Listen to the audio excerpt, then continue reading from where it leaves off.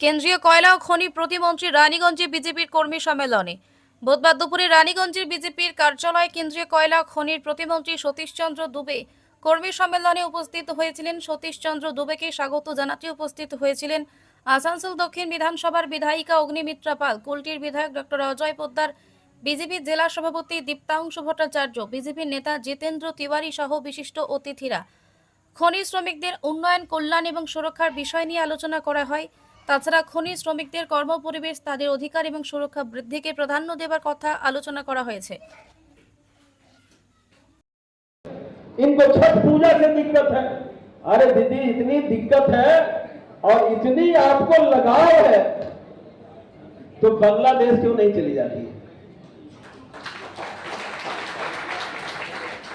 आप जाए ना जाए, लेकिन पश्चिम बंगाल की जनता मन बना चुकी है कि 2026 में आपको जाना ही पड़ेगा।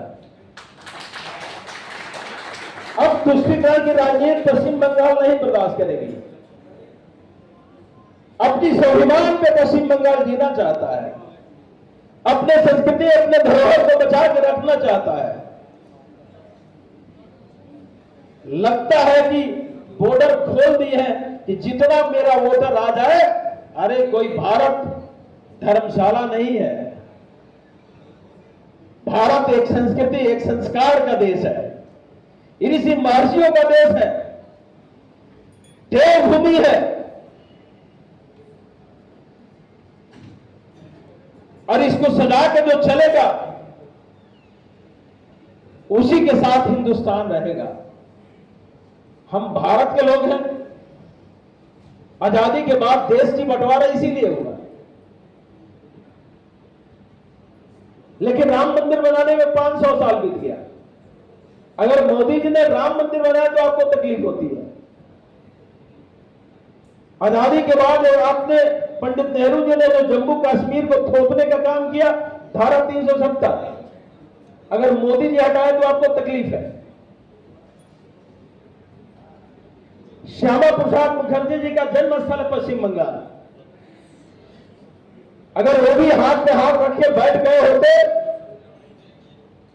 तो ये लड़ाई आज पूरी नहीं हो पाती। हर व्यक्ति जब आगे बढ़ के सोचता है देश हित में, राष्ट्र हित में, तो परेशानियां अनेक आती है। और वो आदमी रहे न रहे, जब तक धरती रहता है तब तक वो आदमी का नाम गूंजता है।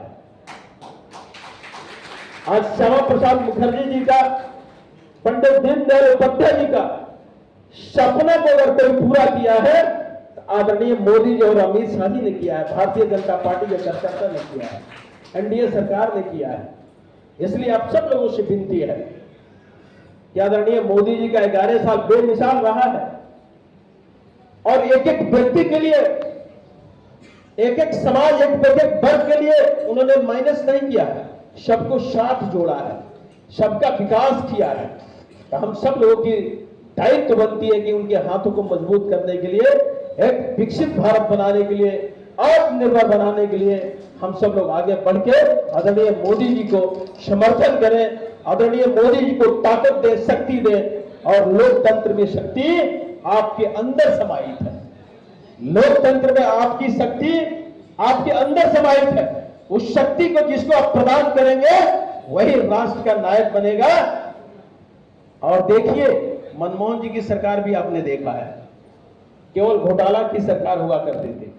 मैं दावे के साथ कहता हूं कि 11 साल बीत गया, एक भी मंत्री के ऊपर कहीं भ्रष्टाचार का लेवल लगा क्या?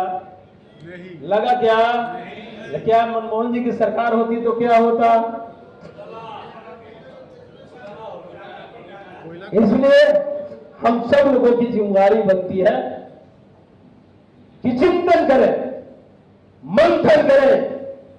राष्ट्र रहेगा तब हम रहेंगे, राष्ट्र रहेगा तब हम रहेंगे। आप 24 घंटा टाइम मत दीजिए, लेकिन सुबह शाम 2-2 घंटा अगर टाइम देते हैं राष्ट्र के लिए, तो निश्चित रूप से पश्चिम बंगाल में 2026 में आदरणीय दीदी का विदाई होगा और भारतीय जनता पार्टी राम राज्य स्थापित करेगा।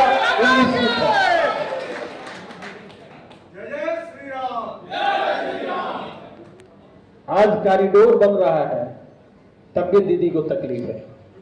देखें, हम गए थे काली माई का स्थान देखने के लिए, है ना।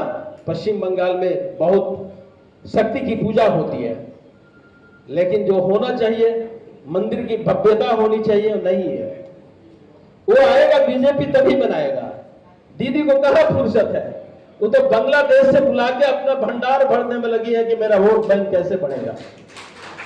इसलिए आप सब लोगों से निवेदन है कि आप मंथन करिए और मोदी जी के साथ मजबूती से राष्ट्र को मजबूत करने के लिए, आत्मनिर्भर बनाने के लिए, राष्ट्र के लिए समर्पित रहिए। निश्चित रूप से आने वाला दिन राष्ट्र के लिए भी और पश्चिम बंगाल के लिए बेहतर होगा। इसी शब्दों के साथ